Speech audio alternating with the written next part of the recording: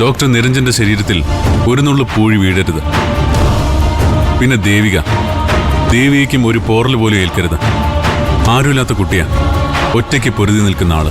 സാറിനെന്താ ദേവികയോട് പെട്ടെന്നൊരു മമത, ഒരു സഹതാപം? എന്തോ ഒരു കൂടപ്പിറപ്പിനോടുള്ള ഇഷ്ടം. ഞാൻ പറഞ്ഞില്ല വക്കീലേ, ഒരർത്ഥത്തിൽ അനാഥയാണ് ദേവിക. അനാഥത്വത്തിന്റെ സങ്കടം ഒരുപാട് അറിഞ്ഞിട്ടുള്ളവനാ ഞാൻ. എനിക്കെന്റെ മമ്മയെങ്കിലും ഉണ്ടായിരുന്നു. എന്നിട്ടും മനോഹരന് ജാമ്യം കിട്ടാൻ സാധ്യതയില്ല. അത്ര കട്ടിയുള്ള വകുപ്പുകളാ SI റൂബി പഞ്ഞിക്കാരൻ ചാർത്തി കൊടുത്തിരിക്കുന്നത്. റൂബി പഞ്ഞിക്കാരൻ, കാക്കിയിട്ട സുന്ദരി. നമുക്കവരെ ഒന്ന് പരിചയപ്പെടണമല്ലോ വക്കീലെ. ഞാൻ വിശദമായി തിരക്കേറിഞ്ഞു. ടെറർ. കോടീശ്വരിയാ, പാലയാണ് സ്വദേശം.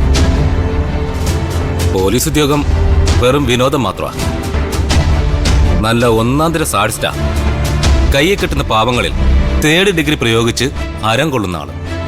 അപ്പം നമ്മൾ പരിചയപ്പെട്ടിരിക്കേണ്ട ആള് തന്നെ. നടേശൻ പോലീസിന്റെ മകളുടെ സുഹൃത്താണ്.